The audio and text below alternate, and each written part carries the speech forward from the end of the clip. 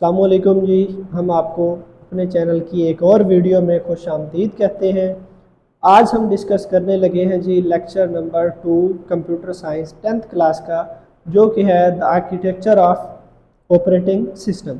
Architecture of operating system क्या है? The architecture of operating system is a way how its parts are organized and how they work together. इसका मतलब ये है कि parts of computer में क्या क्या आता है जी। CPU, keyboard, mouse, memory, hard drive, ये किस तरह एक दूसरे के साथ इंटरकनेक्टेड होते हैं और ये किस तरह एक दूसरे के साथ कोई टास्क परफॉर्म करने के लिए काम करते हैं। इस सारे प्रोसेस को हम बोलते हैं, इस सारे प्रोसीजर को, स्ट्रक्चर को हम बोलते हैं आर्किटेक्चर ऑफ ऑपरेटिंग सिस्टम। फिर आर्किटेक्चर ऑफ ऑपरेटिंग सिस्टम की कितने टाइप्स हैं जी? आर्किटेक्चर ऑफ ऑपरेटिंग सिस्टम की दो टाइप्स हैं, एक होता है कर्नल और दूसरा होता है शेल। कर्नल क्या है? कर्नल है जी, the kernel is main part of operating system directly control to computer system, software and hardware. यानी कि कर्नल एक ऐसा ऑपरेटिंग सिस्टम है जिसको किसी इंटरमीडिएटरी डिवाइस की ज़रूरत नहीं पड़ती, वो डायरेक्टली हमारे सिस्टम सॉफ्टवेयर्स को और हार्डवेयर को कंट्रोल कर सकता है। हार्डवेयर में हमारा सीपीयू है, हमारी मेमोरी है। इसकी एग्जांपल की तरफ आते हैं जी। कहता है when we process a file the kernel manage the process of reading it from the hard drive and sending to the screen like engine of car is a kernel and accessories like steering wheels, dashboard और shell। यानी कि इसको directly कोई control नहीं चाहिए होता, ये directly जैसे कमांड आती है तो ये सारे, अगर वो इनपुट की है तो इनपुट को भेज देता है, अगर आउटपुट की है तो वो आउटपुट डिवाइस को भेज देता है। दूसरे नंबर पे जो दूसरी टाइप है हमारे ऑपरेटिंग सिस्टम की, वो है जी shell.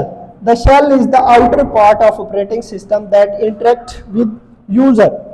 It receives command from user and passes them to the kernel. यानी कि ये डायरेक्टली कंट्रोल नहीं कर सकता कमांड्स को, ये यूजर से कमांड रिसीव करता है और पास कर देता है किसको?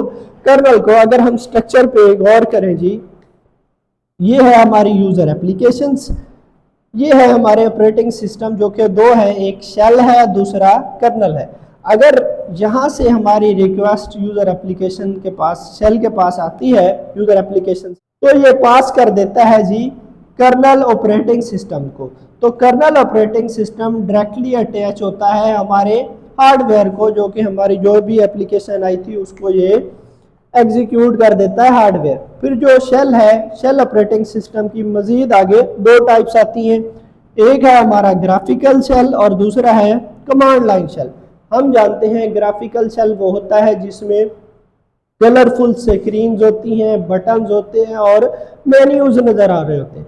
लेकिन कमांड लाइन शेल्स ऐसे ऑपरेटिंग सिस्टम होते हैं जिसमें कोई भी टास्क परफॉर्म करना है तो हम डिफरेंट कमांड्स हम लिखते हैं टेक्स्ट की फॉर्म में, और टेक्स्ट की फॉर्म में लिख के हम अपने प्रोग्राम को, हम अपने प्रोसेस को एग्जीक्यूट करवाते हैं जी। आगे हमारे ऑपरेटिंग सिस्टम की लेयर्स आती हैं। जो मेन लेयर्स होती हैं वो हमारी 3 लेयर्स होती हैं, लोअर लेयर, मिडल लेयर और अपर लेयर।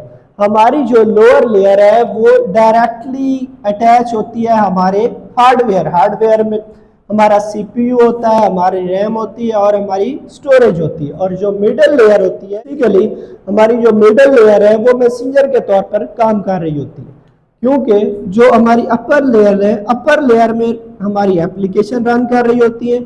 हमारी एप्लीकेशन को चाहिए होते हैं जी रिसोर्सेज, और रिसोर्सेज जो मैनेज करके देती है वो देती है हमारी मिडल। अगर इसकी डेफिनेशन हम पढ़ें, make sure program can use the resources when needed. जो हमारी एप्लीकेशन रन कर रही है उसको जो रिसोर्स चाहिए जब चाहिए इसने मैनेज करके देना है जी मिडल लेयर में। फिर आती है जी अपर लेयर। अपर लेयर में कहता है run application and provide interface that user views on the screen.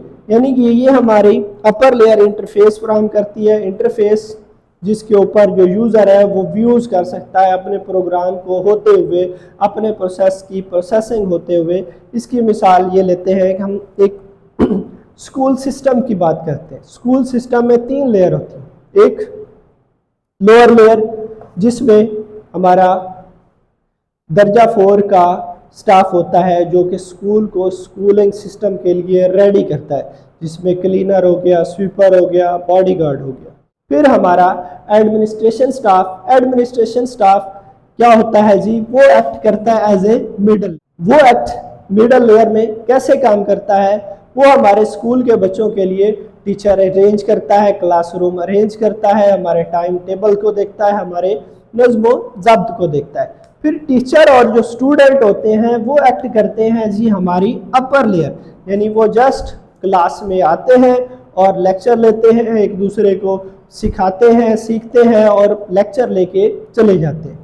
ये था जी हमारा आज का टॉपिक जो कि था the architecture of an operating system, जो हमने आज पढ़ा, हमने सीखा। उम्मीद है आपको हमारी वीडियो अच्छी लगी होगी। अगर हमारी वीडियो अच्छी लगी है तो हमारे वीडियो को लाइक करें, शेयर करें और चैनल को सब्सक्राइब करें। Best of luck.